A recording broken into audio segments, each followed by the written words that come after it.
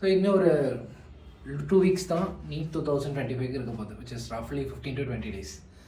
So இந்த last 2 weeksல என்னென்னலாம் பண்ணணும், or what are the 5 important things that you should keep in mind before going to the exam.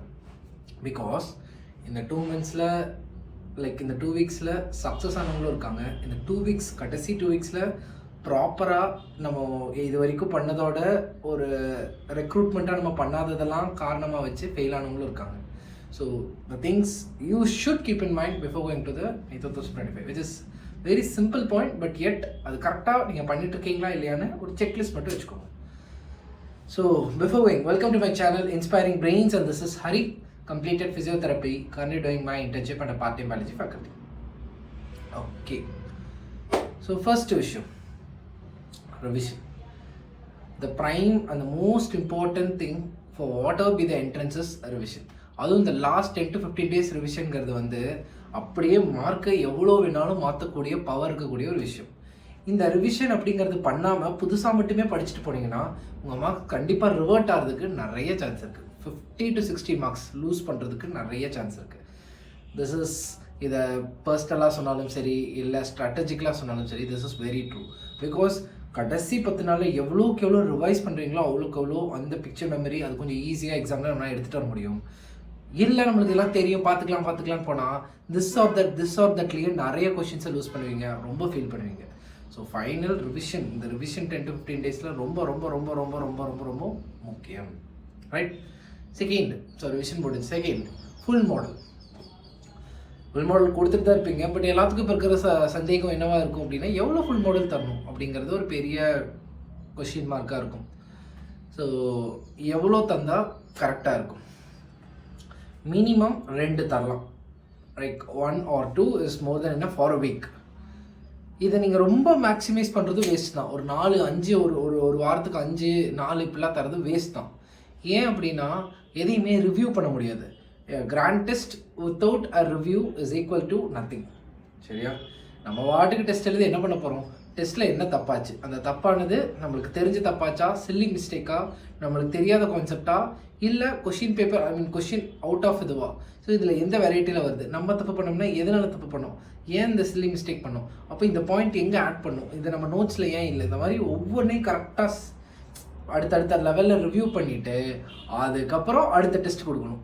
So அப்படி கொடுக்கும்போது ஒவ்வொரு டெஸ்ட்டையும் நம்ம தப்பு பண்ணியிருந்தாலும் அந்த டெஸ்ட்டுக்கான எப்படி சொல்கிறது ஸ்ட்ராட்டஜியை கரெக்டாக நம்ம வச்சுருப்போம். ஓகே, அதில் இருக்க எல்லா விஷயத்தையும் கரெக்ட் பண்ணிவிட்டு அடுத்த டெஸ்ட்டுக்கு போவோம். சும்மா டெஸ்ட் எழுதி தப்பாதுன்னா அதில் எதுவுமே கரெக்ஷனே இருக்காது. கரெக்ஷனே இல்லைன்னா பிரெயினும் அடாப்ட் ஆகாது, என்ன நம்ம மாற்றிக்கணும் அப்படின்னு பிரெயினுக்கும் தெரியாது. So you should do at least 2 tests per week, but with a proper review, right? Full model is and full model எழுதாமையும் இருக்காதீங்க. ஃபுல் மாடல் கண்டிப்பாக ஒரு 10லேருந்து 20 மார்க் எக்ஸ்ட்ரா பம்ப் பண்ணி தரும். பட் ஃபுல் மாடல் மட்டுமே எழுதுறது வேஸ்ட்டு, ஃபுல் மாடல் எழுதாமல் இருக்கிறது waste. You should pick an option in an intermediate thing, right?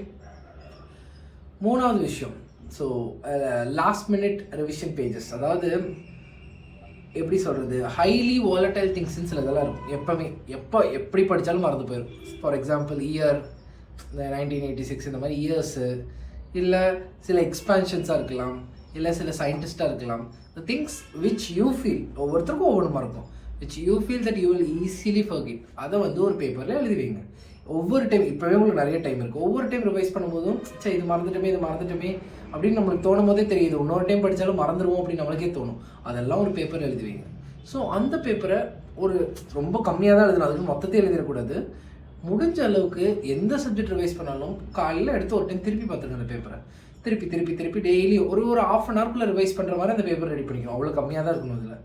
So அதை ஒரு half an hour daily revise பண்ணும்போது ஈவன் ஆக்டிவாக நீங்கள் மறந்து போனாலும் கண்டிப்பாக அந்த ஆப்ஷனை பார்த்தா உங்களால் பிக் பண்ண முடியும்.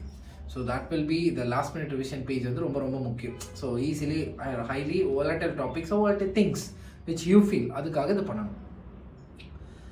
அண்ட் 4வது இம்பார்ட்டண்டான விஷயம், ஸோ இது 3த்தையுமே கரெக்டாக பண்ணும், விச் இஸ் டிசிப்ளின். அண்ட் இந்த டிசிப்ளின் ரொம்ப ரொம்ப ரொம்ப ரொம்ப முக்கியம். ஏன்னா அப்போ தான் இந்த 4 விஷயத்தையுமே உங்களால் கரெக்டாக பண்ண முடியும். இதில் இன்னொரு முக்கியமான விஷயம் என்ன அப்படின்னா, you should manifest also. So discipline and manifestation goes in hand. First இது இப்போ சொன்ன டெஸ்ட்டோ இல்லை இப்போ சொன்ன ரிவிஷனோ இப்போ சொன்ன அந்த லாஸ்ட் மினிட் திங்ஸோ இதெல்லாமே ப்ராப்பராக ஒரு நாள் பண்ணுறது முக்கியம் இல்லை. இந்த கடைசி 15 டேஸும் கரெக்டாக கன்சிஸ்டண்ட்டாக பண்ணணும். That's discipline. அந்த டிசிப்ளினுக்கு கூடயே உன்னோட மேனிஃபெஸ்டேஷனும் வேணும். கண்டிப்பாக நம்ம கிளியர் பண்ணுவோம், நம்ம நினச்ச காலேஜ் எடுக்கணும், that should be your dream. Night தூங்கும் போது கூட அதுதான் தோணணும்.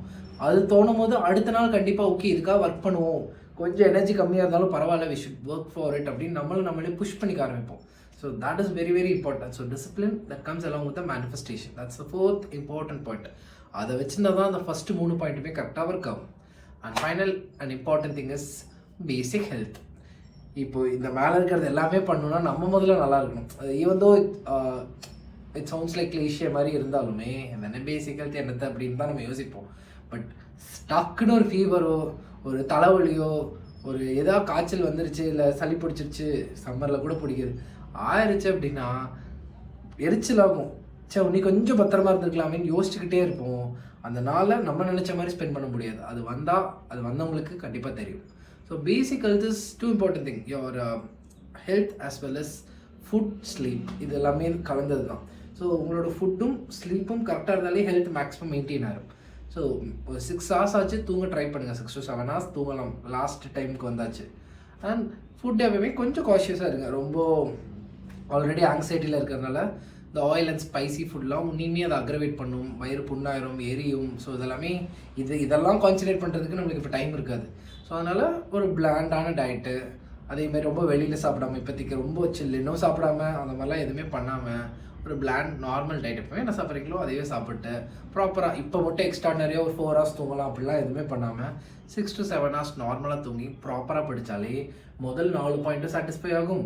அண்ட் நம்மளுக்கும் நம்மளோட ஃபுல்ஃபில்மெண்ட்டை தந்தோம் அப்படின்னு ஒரு மைண்ட் செட்டு வரும். Right? So these are all the 5 important things that should be in your checklist for this NEET 2025 to become a very good topper. Right? So வேறு ஏதாச்சும் உங்களுக்கு டவுட் இருந்தாலும் மறக்காமல் கமெண்ட் பண்ணுங்கள். Will see in the next video. Thank you.